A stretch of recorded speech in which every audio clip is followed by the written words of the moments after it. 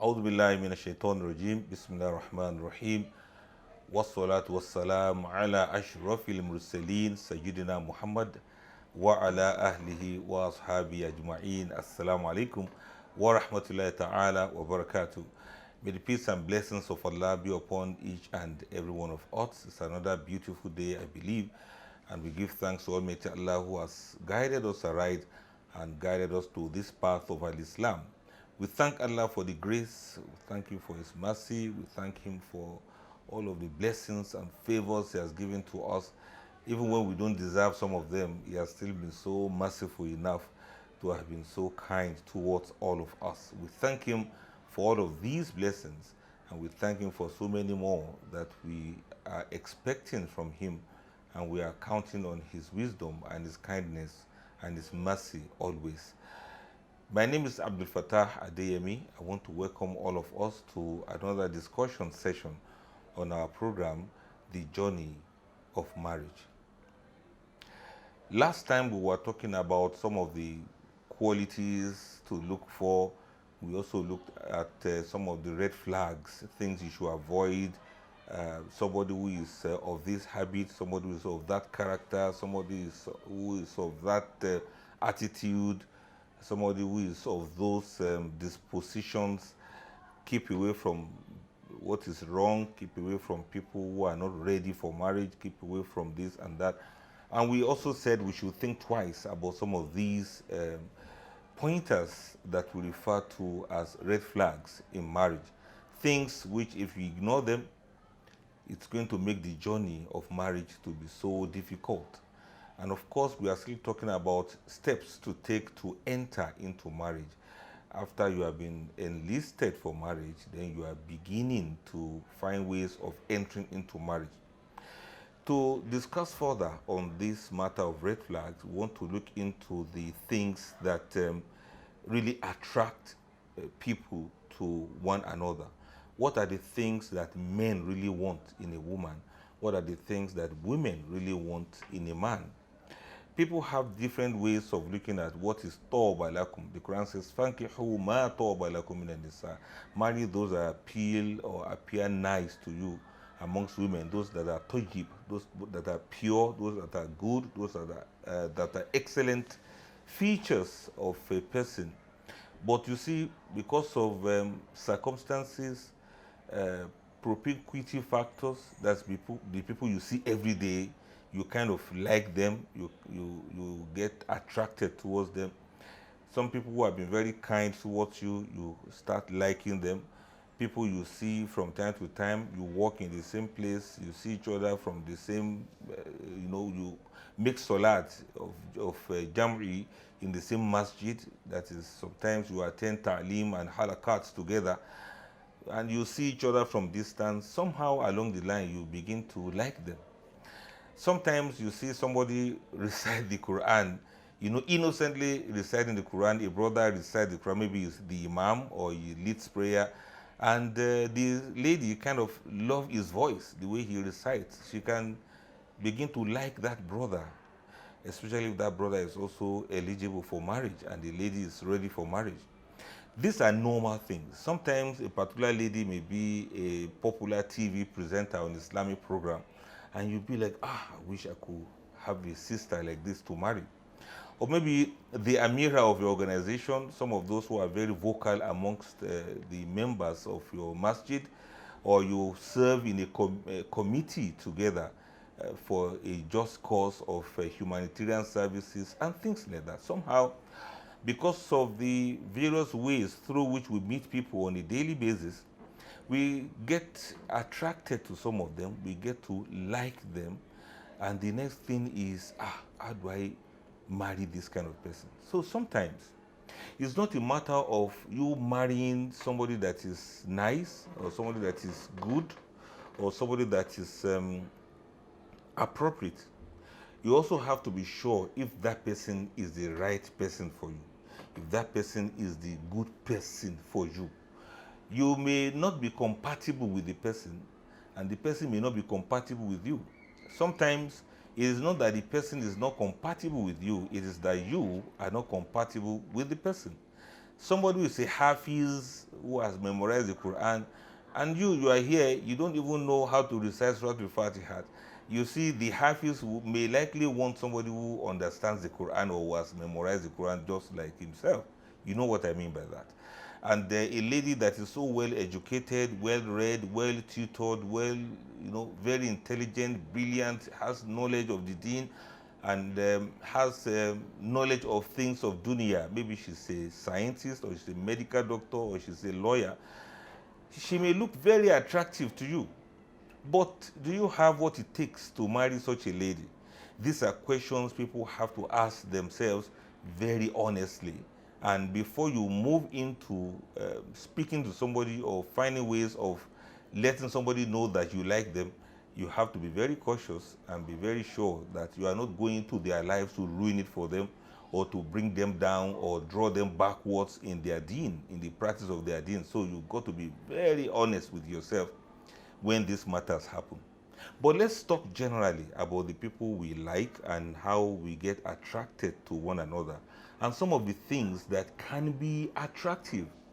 I've mentioned the aspect of deen in the passing, but men would love to marry women that they find irresistible.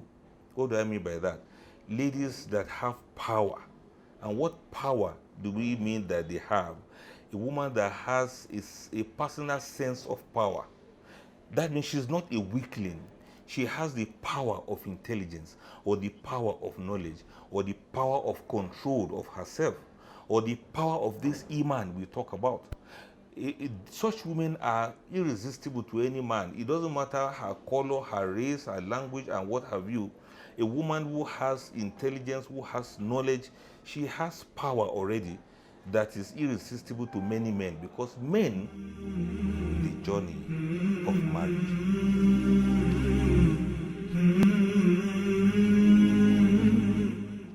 In as much as they want a woman that will cooperate with them, that will be, submissive, let's use that word for now, they also want a woman that can do things by herself. A woman that understands how things work. And this is another thing, apart from that power of knowledge, because knowledge is powerful. This whole world can be broadly divided into those who have knowledge and those who don't have knowledge.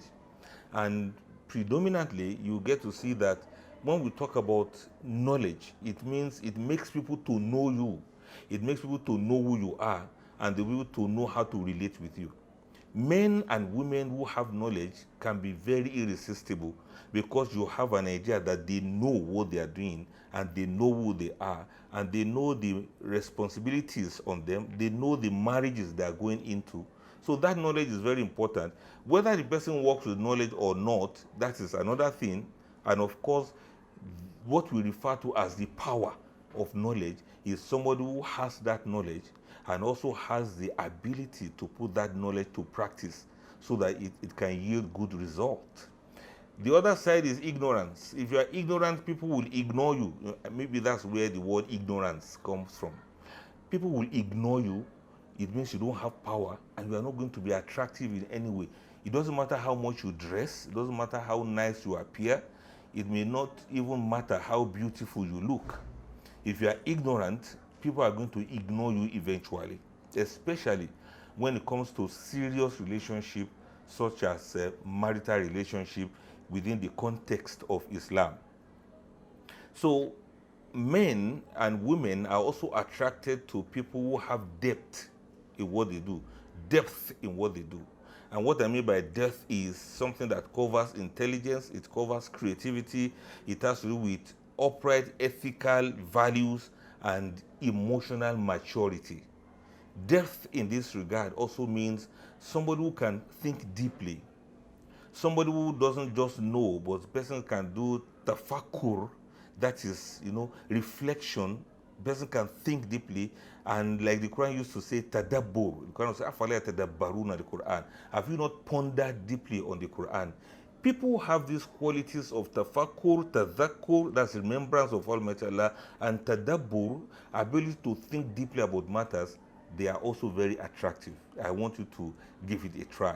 If you are somebody like that, you will be attractive to others who know what they are looking for. And if you are not like that, you need to begin to work on that. It's not only your physical appearances that you should be concerned with, you should also be concerned about how deep you are, the depth of thinking, ability to understand situations, ability to analyze happenings, ability to differentiate between what is happening and what is going on. This is the depth. The opposite of that is somebody who is so shallow-minded, shallow in their thinking. They don't see beyond the surface. They react to anything. They are just always reacting to things. They don't know how to take actions. They don't know how to be patient with things. They don't know how to delay gratification. They cannot see beyond what is apparent to others. That's the opposite of this depth that we are talking about. So, depth in terms of intellectualism, in terms of creativity. For somebody to be creative, you're able to add this one to this one and come out with this one. As a scientist, you're able to understand the logic behind things. You understand how things work. You understand how relationships go. That is the depth. You will even find out a lot of this when you are talking to people and you are discussing something very important, and they are trivializing it because they don't know the importance of what you are talking about. This depth we are talking about, you will see reflecting in somebody who is making salat, for instance. This person is not making salat because they want to be seen. They are not making salat because they want to show off. They are making salat, and you see their concentration in their salat, that they are doing it for the sake of Allah. And nothing can change that. These people have depth to the extent that they understand the Quran. Whatever Allah says, they take it to heart, and they find ways of putting in their best in putting into practice. That is somebody that has depth in their ways of thinking, in their ways of doing things, and in their ethical values. They are not so taken over by emotions, for example. If something is haram, no matter how much they desire it, they are deep enough in their thinking to understand that haram is haram. It doesn't matter who is emotionally attached to it. So ethically, you see them, they think deeply before they do things. Before they say things, they think deeply to ensure that what they say is right, what they say is accurate. I'm not saying that the person is going to be so rigid, weighing and valuing everything, in a very rigid and unreasonable way. But I'm talking about the importance of depth, deep thinking, deep understanding, and looking at matters beyond the shallow way people look at issues. This can be very, very attractive. Some people, if you look at them from the distance, let me say 10 meters away, you can judge them by their appearance from the distance. Well, you can say this is this kind of person, this is that kind of person from distance. But when some people come really close to you, let's say 10 feet away from you, you can perceive their aura, you can perceive their body language, you can perceive whether they stand straight or they slump or they bend or they, or they limp or whatever thing they do. Their body language, you can understand it from the way they do their things.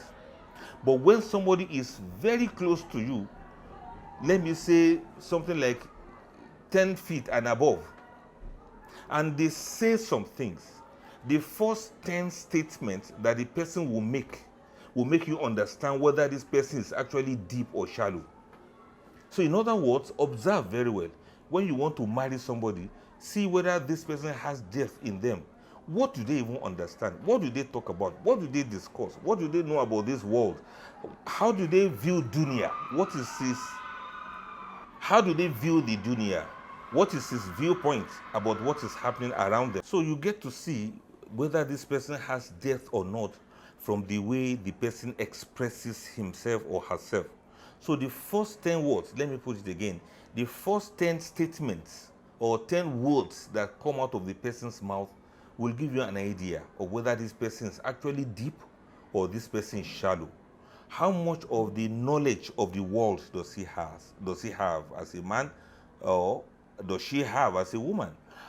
Does she understand the politics of the environment? Does he or she understand, what is happening in the world of Islam, for instance? What is this person trying to say? What are the kind of topics this person likes to discuss? What are the kind of things this person likes to focus on? All of these will give you an idea whether this person is actually deep or shallow. They say first impressions matter. You can't make first impression over and over again. So you got to be careful. If you want to marry somebody or somebody wants to marry you, be careful of what you say.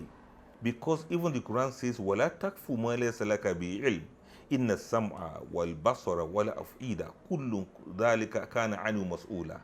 Don't say what you have no knowledge about, because your hearing and your sight and your heart, everything Allah is going to question you about it, including the things that you say. So be careful about the things you say and how you express yourself.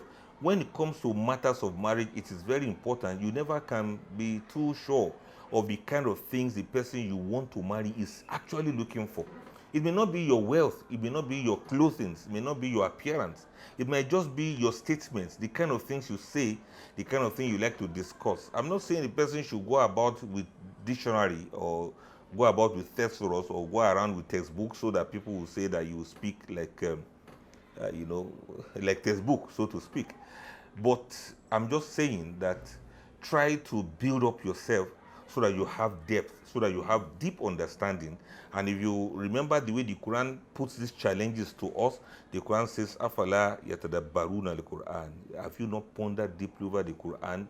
And the Quran is using that to even encourage us to be amongst those who think deeply about things. Another thing that can be very attractive to the person you want to marry and that should attract you is intensity.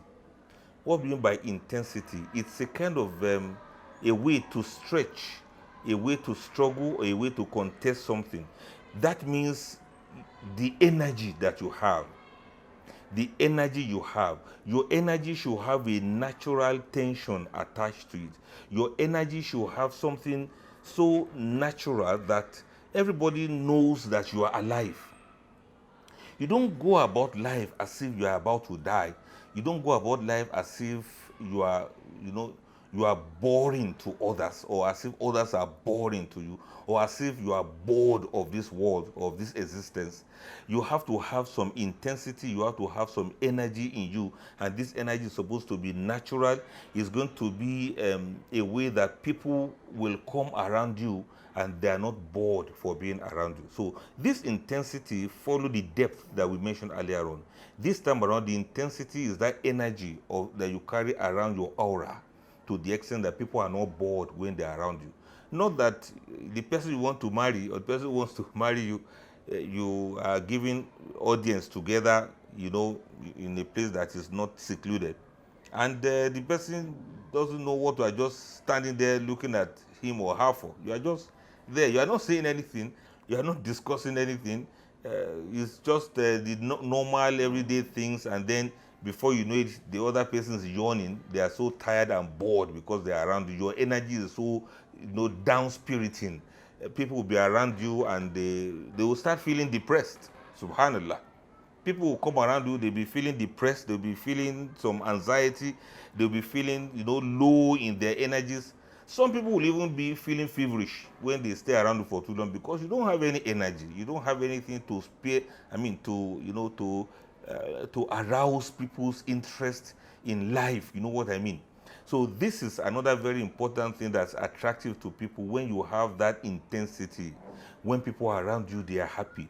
When people are around you, they are interested in a lot of things. When people are around you, they are interested in talking. They can express themselves, because even your facial appearance is so welcoming. You know, that kind of thing.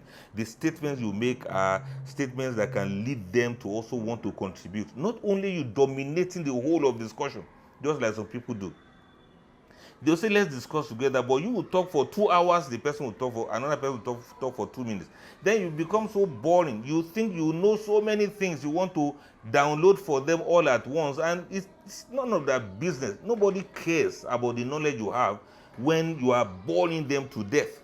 with your discussions and your boring discussions. So don't be boring. If you are boring and you don't have energy in you, people will not be attracted towards you, and you know you are not attracted to such persons.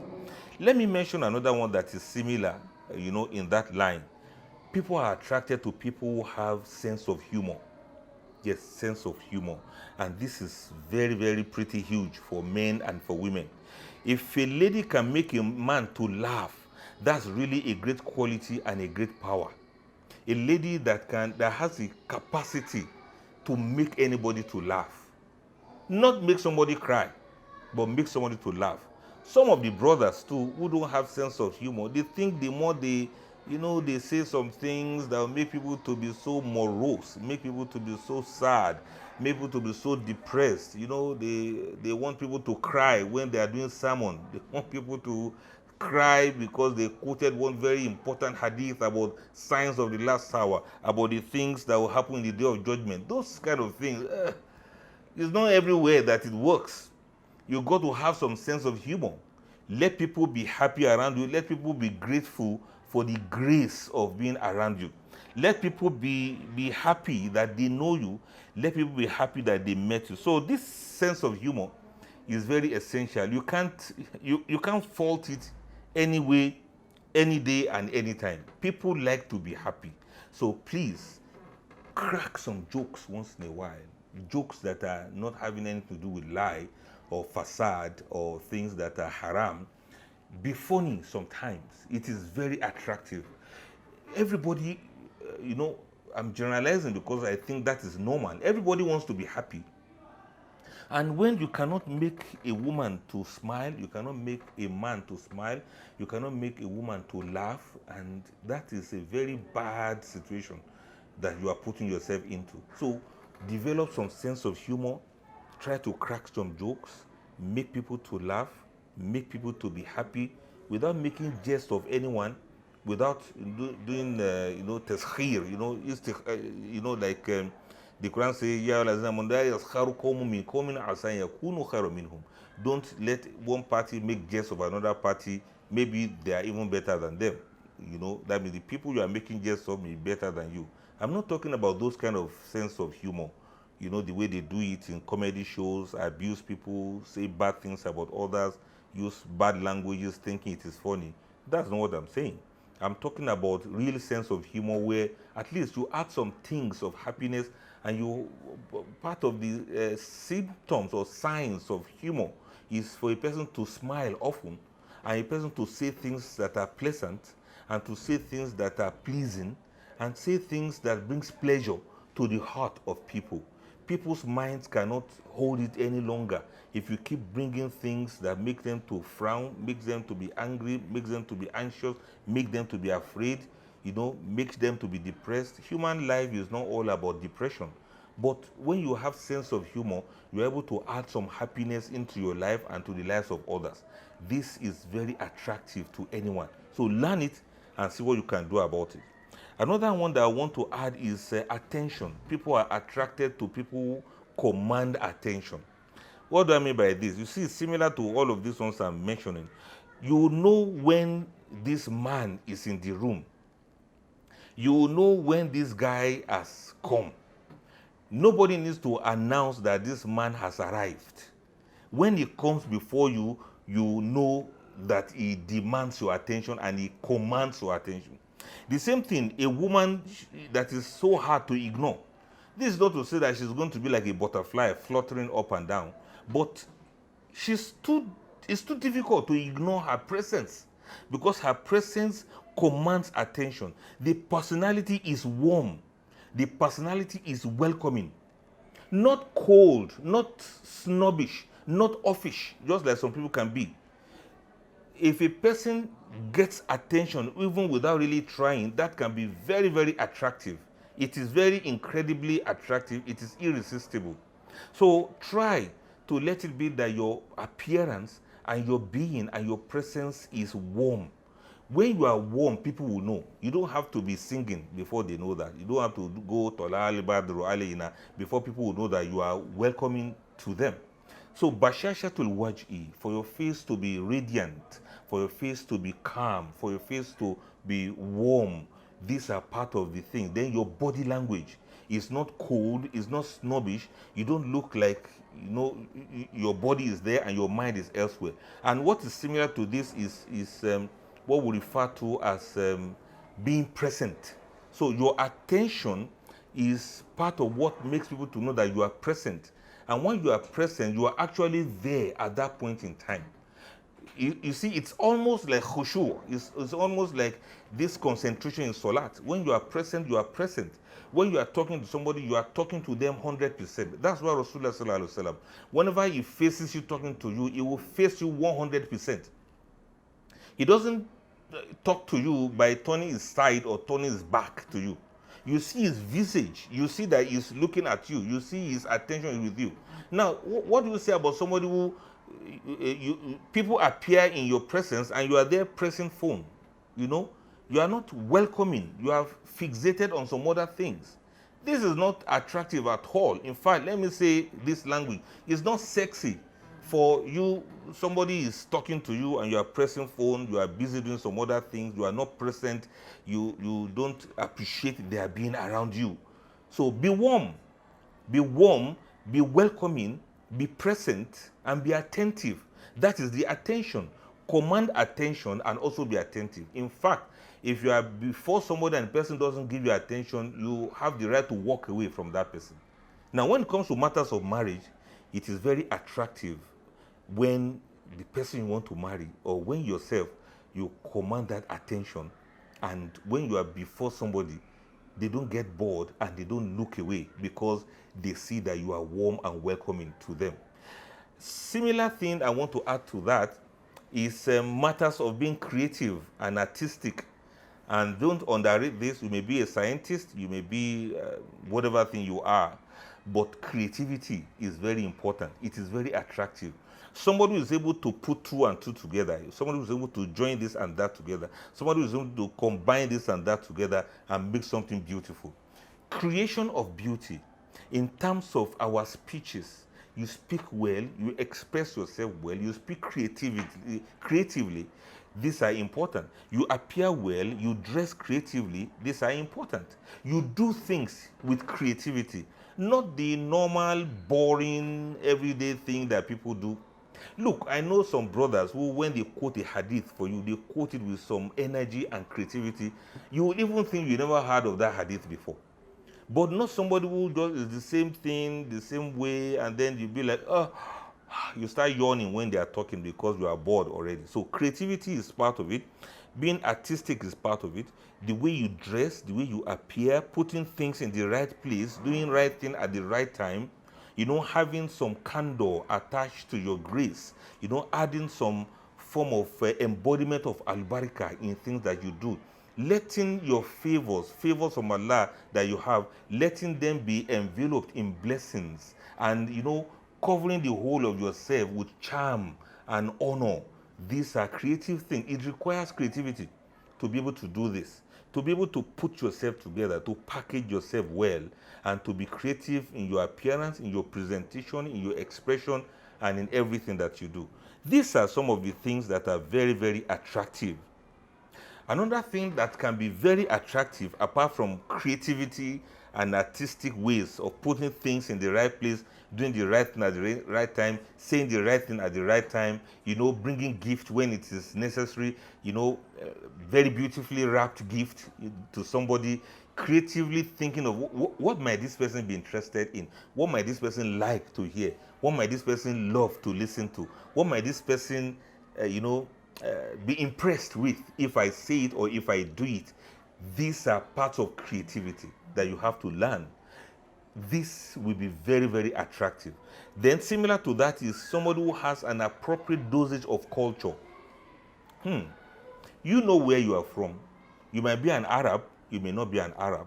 You might be an African, you might be a European, a Caucasian, you may be anyone. Anyhow, anywhere you come from, a dosage of culture doesn't hurt anyone.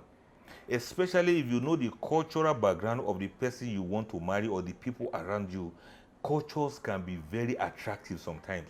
And what are these cultures I'm talking about? The culture of hospitality, the culture of respect of others, the culture of dressing modestly, the culture of giving regard to others, the culture of not speaking out of context or not speaking out of line, not cutting out of line, the culture of listening to others when they speak to you, the culture of acknowledging the presence of others, the culture of honoring the presence of others.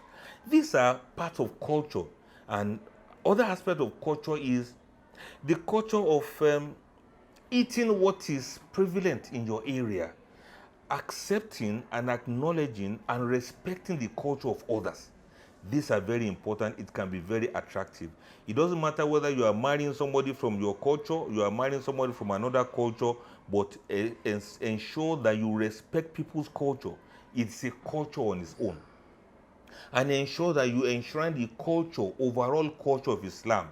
When I say culture of Islam, I'm not talking about the particularized way of doing things of a particular culture, whether Arabian culture or African culture or European culture. I'm not talking about culture in that sense of the word, because Islam belongs to all races and all cultures. There's no supremacy, there's no superiority of one culture or over the other, or of one race over the other. But what I'm saying is your ability to respect people's culture and to practice the overall culture of Islam when it comes to goodness and grace.